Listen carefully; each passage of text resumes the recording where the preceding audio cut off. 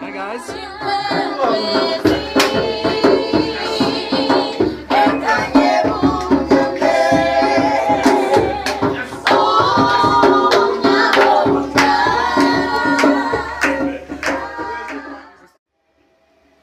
Okay, this is Michael Tellinger reporting to you from a rainy Watervalboven on the opening night of our community hall after months and months of work. I've arrived here about an hour before we start and before we launch, and I'm going to take you on a little walkthrough of what we've done, just to show you the fact that there are some images, just to show you the images of our colorful balloons, just to show that something is really going on here. We're officially opening the community hall. It started drizzling now, so I'm going to walk behind the camera and talk you through going down the stairs into our brand new, revamped and refurbished community hall, of which we are so proud. I tell you, I was reduced to tears when I walked in here now. I went and had an afternoon sleep because I was so exhausted. I was up at 4 in the morning doing interviews all over the world, and I had to sleep for an hour. I arrived here now and I walked in and I nearly burst into tears. I'm so proud of what's happened here and what's going on. I don't even have words for it. So let me show you what we've done in the last 6 months. This was an open toilet. It was open to the public. People used to go in there and drink, urinate and defecate on the floor. See what we've turned it into. This is beautiful.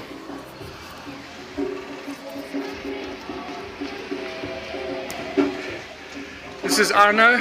Arno is the project manager here, is one of our volunteers from Holland who kindly... Hello everyone, and well, please welcome to the town hall, the community hall of Ubuntu. Yeah, it's awesome. Yeah. Arno, if it wasn't for Arno, we wouldn't be here today, I must tell you. He came in at just the right moment, took all the pressure and stress off me and took it onto himself. So this is our entrance. One of our local talents is in here singing and rehearsing. Hi guys.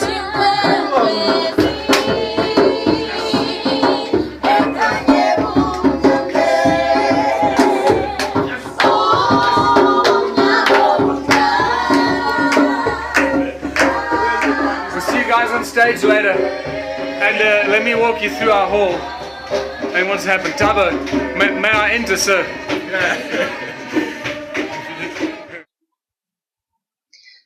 Michael Tellinger is a scientist, explorer, and internationally acclaimed author of numerous books, who has become an authority on the vanished civilizations of southern Africa and the origins of humankind. His discoveries of advanced vanished civilizations in South Africa have allowed him to reveal evidence of ancient knowledge of free energy production using the power of sound from the earth as a source of his energy. This research resulted in his close involvement with the global breakthrough energy movement, as well as many other scientists and inventors around the world. Michael's work touches critical issues around the subject of unity consciousness. Tellinger claims that only by understanding our mysterious past, the origins of money, and the rise of the royal bloodlines, can we make sense of the insane world we live in today. It was his intimate understanding of our ancient past that allowed him to postulate a whole new way forward for humanity, something that has never been done before. This is a model for a new social structure and global movement called Ubuntu contributionism. Michael Tellinger is the founder of the Ubuntu Liberation Movement and the Ubuntu political party in South Africa, which contested in the national elections in South Africa in 2014. The Ubuntu Party has also run in the UK elections in May of 2015 and is planting the seeds to contest in the elections in Canada in 2016. The grand opening of the first Ubuntu Community Center was celebrated back in January, and Michael Tellinger and Portal to Ascension will be presenting an international online Ubuntu workshop for Ubuntu coordinators, representatives, and potential candidates around the world. So Michael Tellinger, it is an honor and a privilege to have you with us here today on the Fix the World Media Show. Welcome so much. Hello, Hope. Lovely to be talking to you. Excellent. Now I'm going to start off with a question that you probably get a million times. But just for the people that might be watching this and they're new to this, can you explain in your own words, what is Ubuntu contributionism? Well, first of all, Ubuntu is an ancient African philosophy that is well known by Africans, especially below the equator. And it really is about unity within community, where people look after each other and care for each other and work towards the benefit of the whole community rather than the benefit of a few at the expense of all the others. So it's an ancient philosophy of creating unity, and I've created in 2005 I came up with a word called contributionism. Actually, it was probably a little bit after that I came up with a word called contributionism as a modern application of an ancient philosophy in the world today, because it's very difficult to implement the true form of Ubuntu in the capitalistic world we have today. So this is why I started figuring out how we could live in a world without money, and contributionism became that philosophy. It is very difficult to implement it, but you've been doing some pretty amazing things trying to get yourself involved in some of the political systems. So I had a question for you regarding that, because you ran back in 2014, and Ubuntu was just involved in the UK elections, and you're looking forward to having Ubuntu involved in the Canada elections as well. Can you give us a little insight into your overall vision for the effect that you hope Ubuntu will have by contesting in different elections this way? Well, what's interesting about this is that it's not being forced by me; it's being adopted by people around the world because it resonates in your heart. And I believe that, as Louise has been saying for a long time, truth resonates.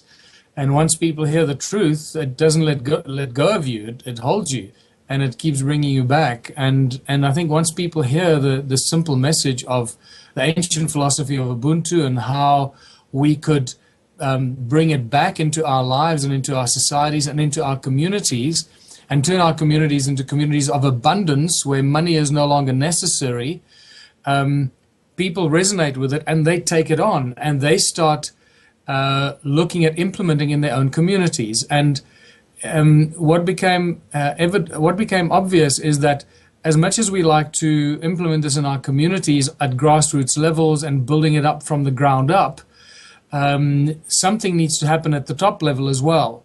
And that's where the political party comes in and becomes a very critical part of this philosophy to speed up its implementation.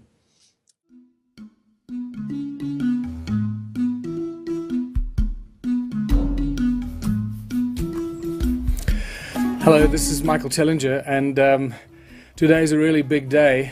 I'm speaking to you from the Ubuntu village here in Waterfallboven, what we've come to call the home of Ubuntu. And today is a really big day because, in essence, in many ways, 10 years of work has come to a head today. And 10 years of theorizing and planning and philosophy and blood, sweat and tears and losing everything we've had and starting again over and over about 6 times here in this particular spot comes to a head. Why?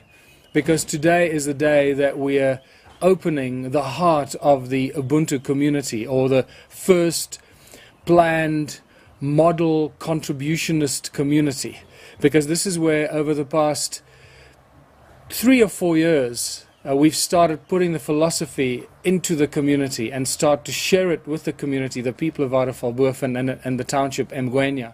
Vandals. It took us pretty much nearly 5 months to clean this place out, scrape it down and have it ready for what's happening today. So it is a big day today. 10 years of philosophy and 5 months of cleaning, scraping, painting and getting ready, and spending every cent I have of my own personal money and some of the donations that we've been getting from people around the world. So this is also a big thank you to all those people that have been supporting us and making donations. But we're still going to be asking for more donations as time goes by because of the many other community projects that we need to implement. This is the heart, as I mentioned, of the community projects, and hopefully, if this works as well as we hope it will generate a lot of revenue that will fund a lot of the other community projects and kickstart the contributionism philosophy in this town of ours, Waterfallboven and Mgwenya. I'll see you guys later.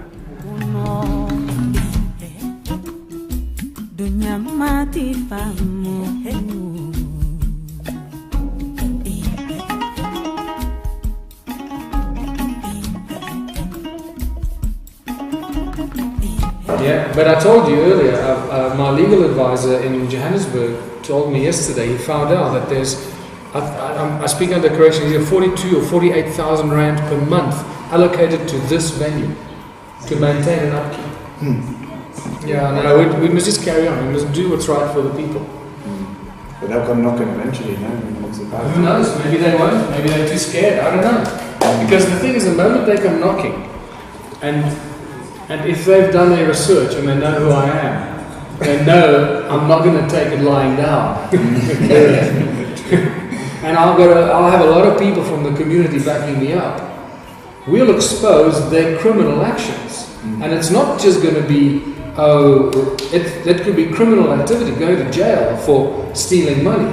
So if they're smart, they'll just leave us alone, quite frankly.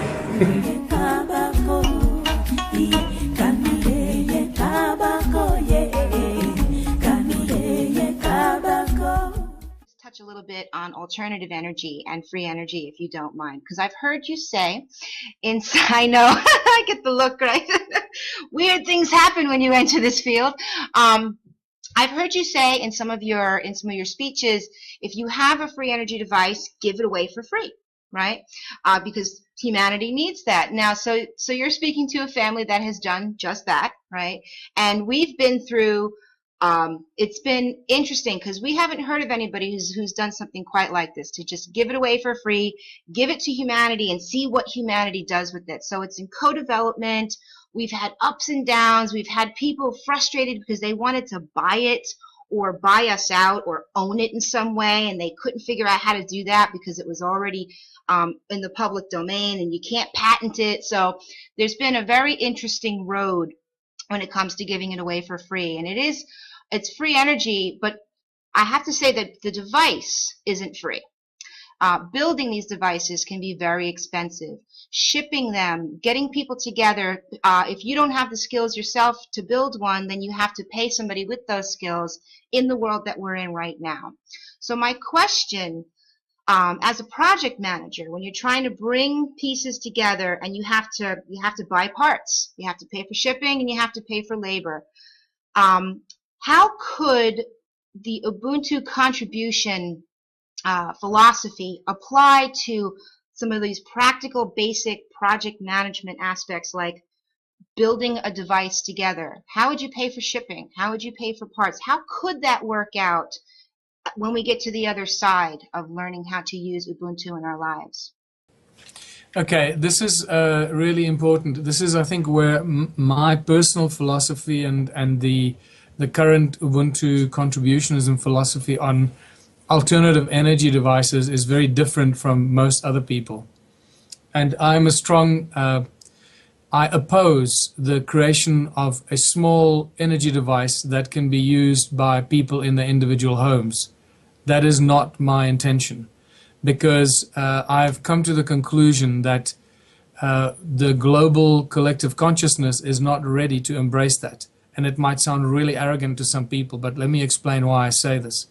Because if tomorrow you or some other factory started manufacturing a 20 kilowatt machine that anyone could buy off the shelf, you've got a serious problem. Those that can afford it, because they're clearly not going to sell it for cheap, and those that can afford it will buy it, and they'll be okay, Jack, in their own home or in their own factory, while the people that can't afford it will be even poorer because now they can't afford it, and there'll be a bigger gap between the haves and the have-nots, and that is not a solution. And I believe by creating small energy devices for home use or office use, and that actually will divide humanity even more. That is not a solution. It is a further down the road possible solution, but I think by the time we get there, we might not even need that as a solution. So I'm the strong proponent of a different approach. I believe we need to create an energy device that is owned by the community. And whether it's a bunch of smaller devices strung together, or one big device that runs, a megawatt or more, and that device belongs to the whole community so that everybody can get free electricity from that device once it's been installed.